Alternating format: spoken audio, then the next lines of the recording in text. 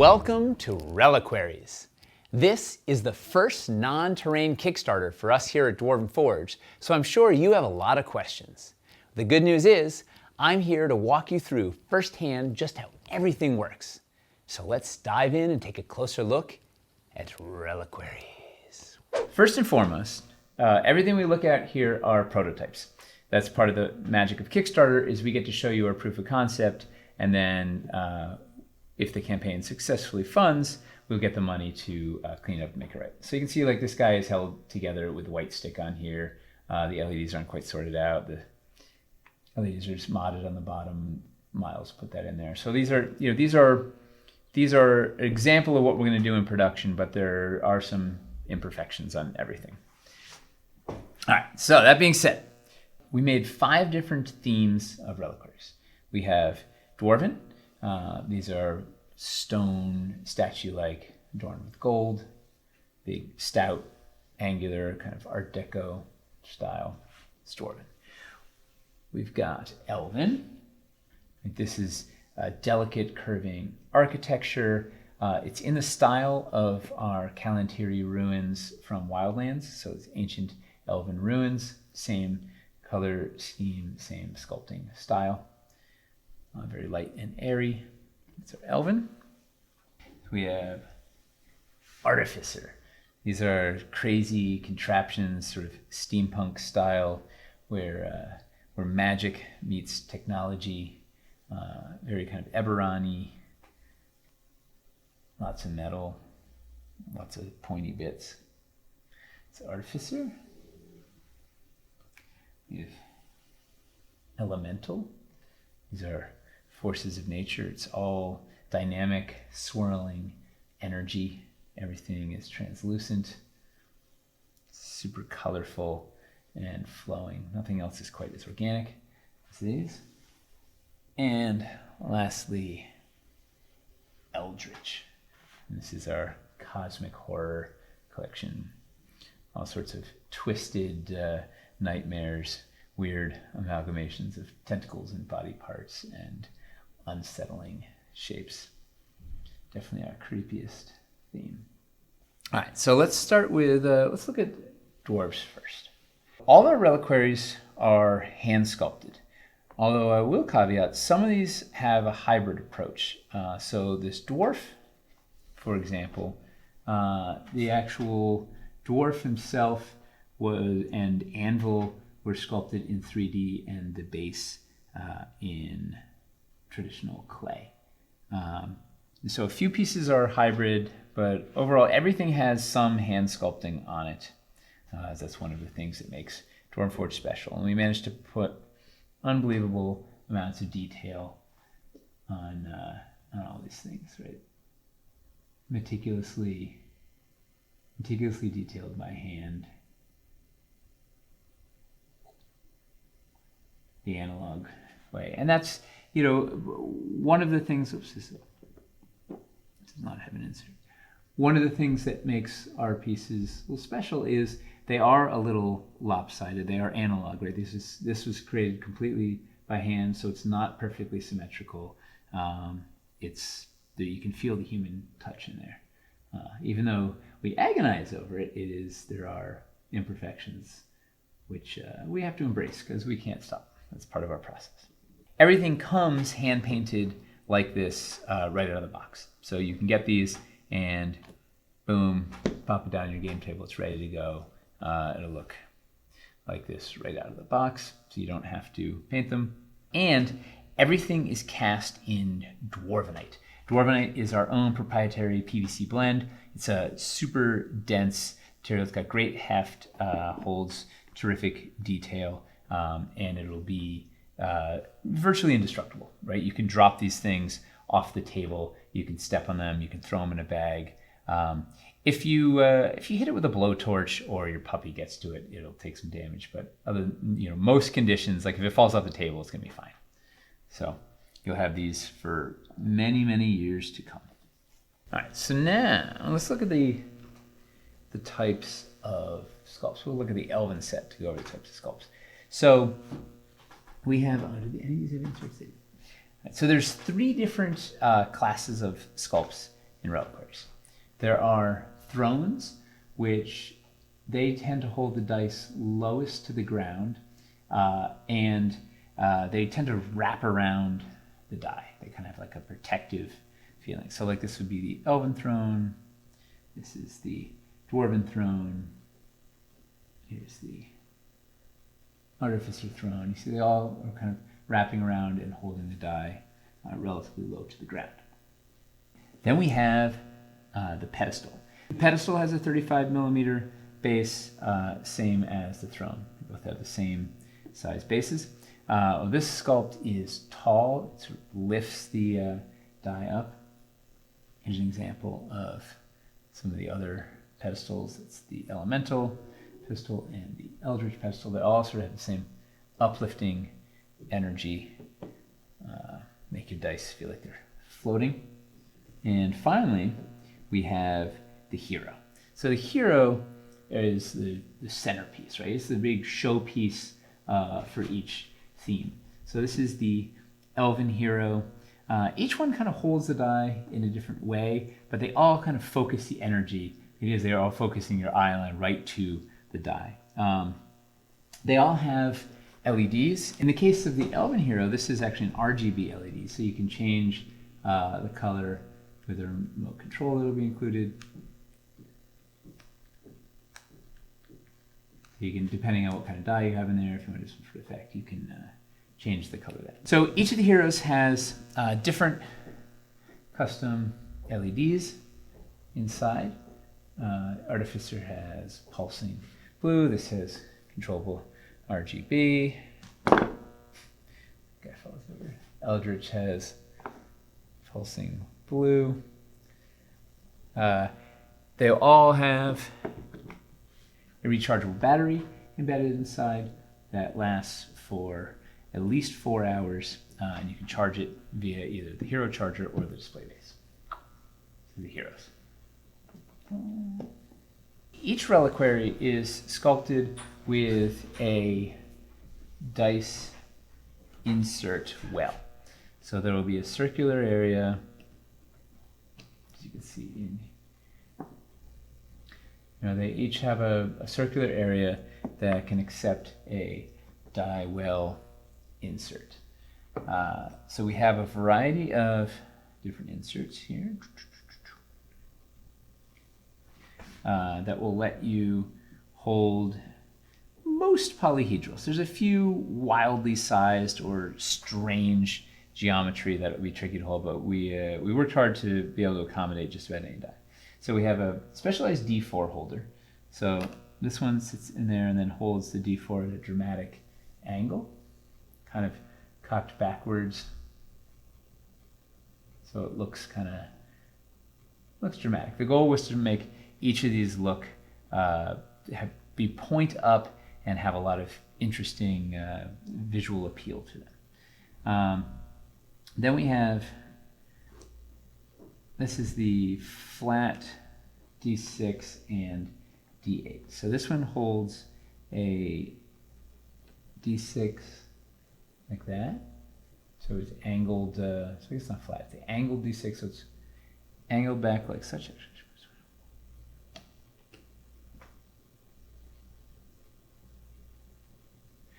Or it can take a D8. Well, they're presenting it point up. Then we've got the D6, D12 holder. So this is like a triangular insert. This one allows you to hold the same D6 again, this time at a diagonal angle, which we thought was really sort of fun and dramatic. It's my preferred way to store the D6. Or it holds a D12.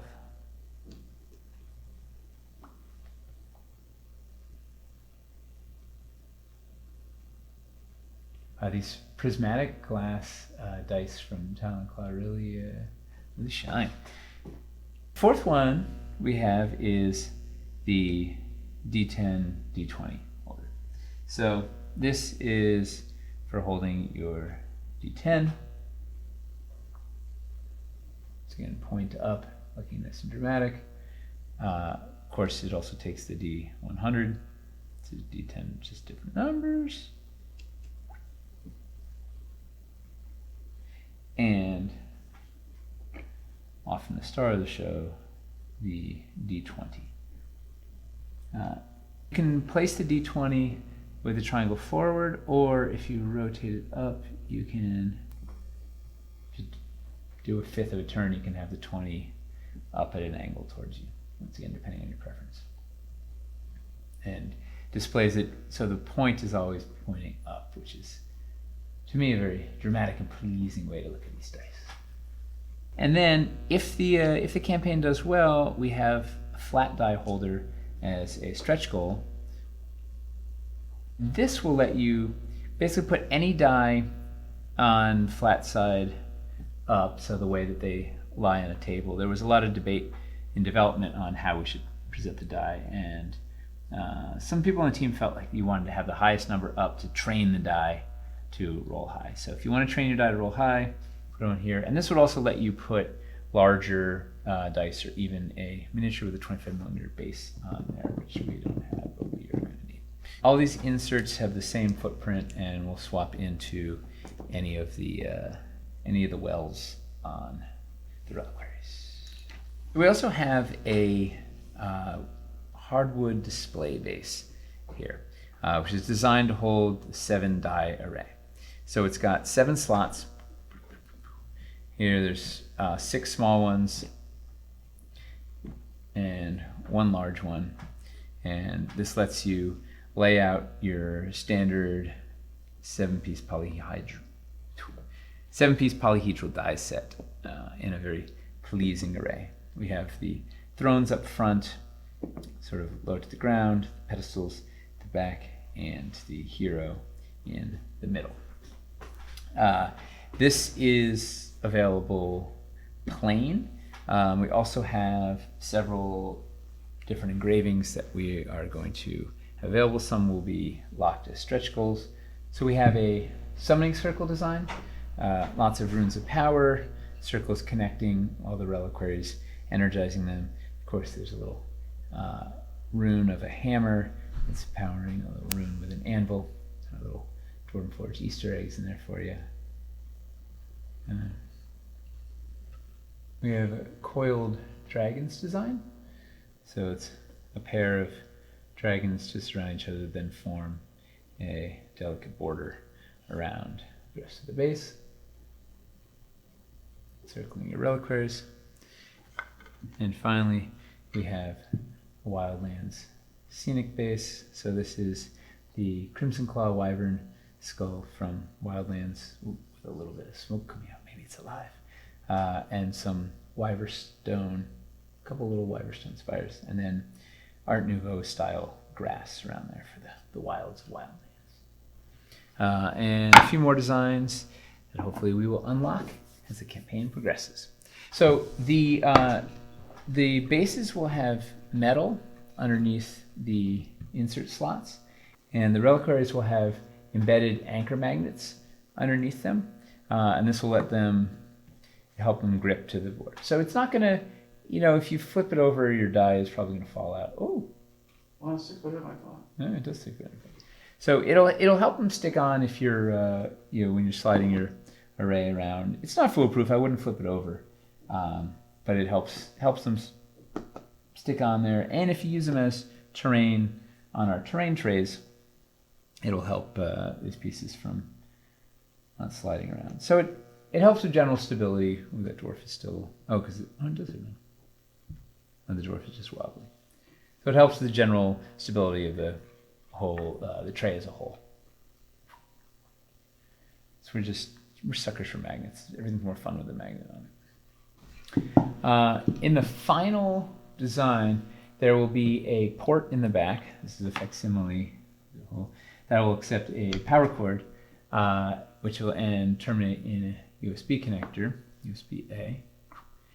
And then this will have there's a pin in the middle here that will go into the bottom of your hero. So you'll drop your hero on and it'll click in, and that'll be how it charges. So that'll charge the internal battery. It'll give you at least 4 hours of battery life at the game table, if not longer.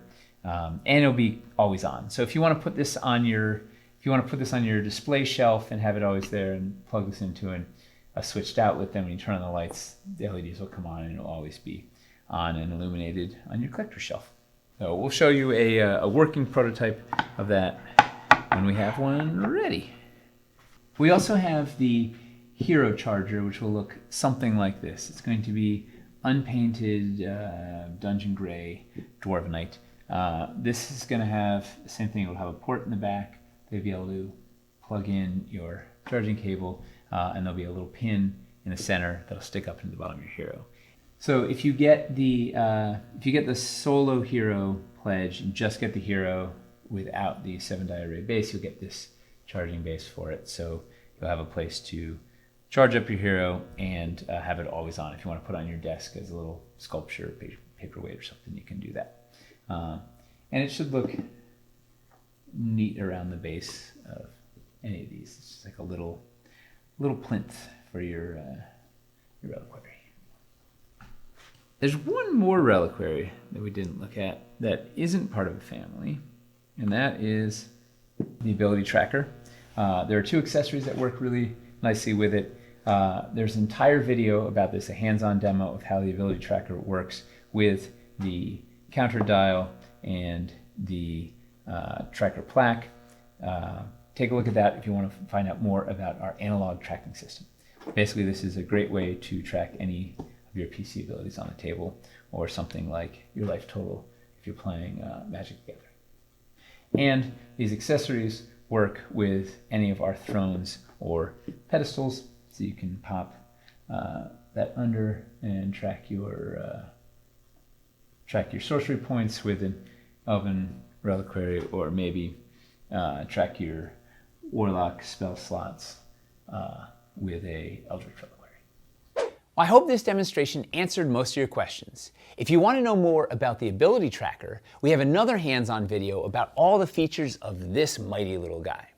If you still have questions, feel free to reach out to us in the Kickstarter comments, on Discord, on the forums, or on social media, and we'll get you the answers you need. Thanks for watching, and now it's back to the anvil.